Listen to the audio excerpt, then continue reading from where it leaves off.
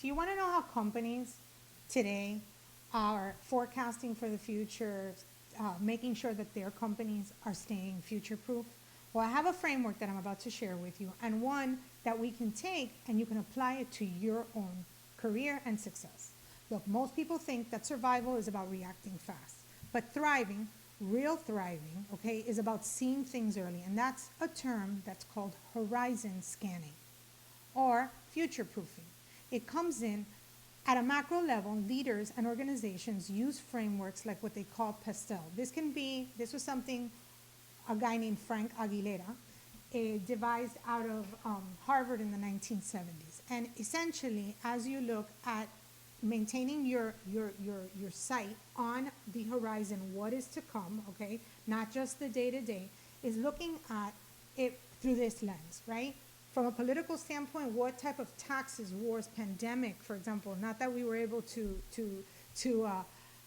predict that, but that's where this would land, or trade, for example. The E stands for economic, interest rates, for example, inflation, growth, unemployment. Social is about age, culture, attitudes, demographic, even psychographics. Technological, this is a huge one, right? Because today AI capabilities and the future of what AI is painting and changing our work and our companies is one that many companies are looking at.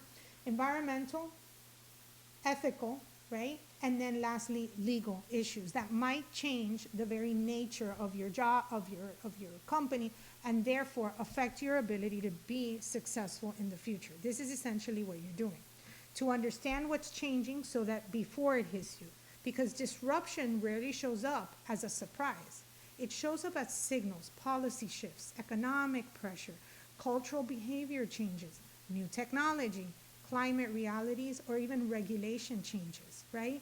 If you can react when change is obvious, then you're already late. Future proofing, okay, thinking is about scanning early, adapting early, building before you're forced to. But here's the shift most people miss. You are not a company, you're an ecosystem. So you need two things. You need an action plan and a personal scanning system.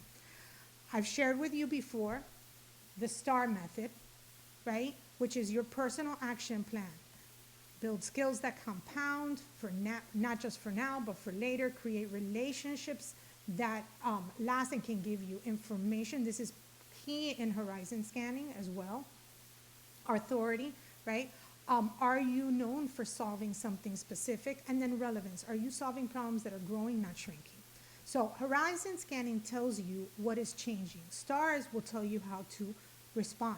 But action alone is not enough. You also need a way to keep scanning, right? For your own life and career. We now know that what we build today is not going to be and may not be true or relevant in the future. This is the type of volatility that we're living with, both as companies as well as individuals, right? So your ongoing, this is where I've, in the similar fashion to the pastel, I've created what is called the personal framework. And it's how you can scan your own future environment the same way companies scan markets, right?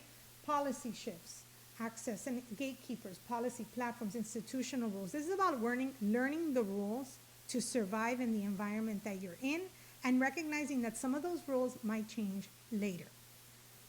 Economic realities.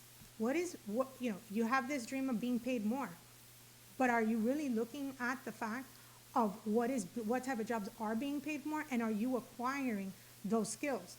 And here's something you need to be very clear about, which is what is being automated or devalued, because what was once valued may not be valued in the future. Relationship capital, who knows me? Who trusts me? And will they open doors if I need it? Also, will they talk about me when I'm not in the room? Social and cultural signals. How are expectations of leadership, identity, credibility, and communication changing?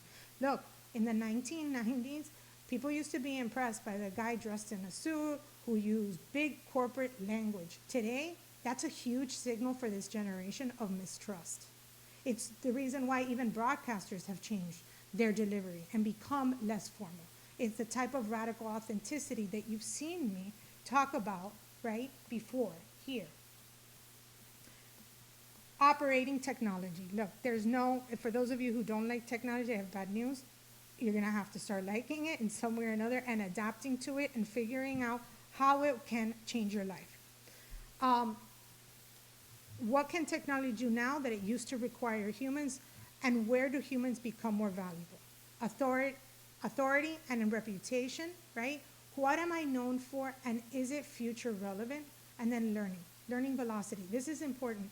Knowing how to learn quickly, and by the way, also unlearn quickly is very important, because what once was not possible is possible today, and you may have been of the school of thought where something was a little more complicated to do. Today is not, and you are competing with individuals, kids. When I started in the business, we needed a whole live truck and an entire crew to go live. Right now, you can just go live like this, right? Knowing that those changes are there and they're on the horizon and they're happening faster and faster in real time. So, in summary, Pastel shows you the macro world changes, Stars will help you to take action to stay valuable, and Personal helps you keep scanning yourself and your environment continuously. The real goal, because your biggest career risk rarely comes from one big event, it comes from a slow drip that if you're not paying attention, you didn't notice until it was too expensive to catch up. Survival will tell you stay safe.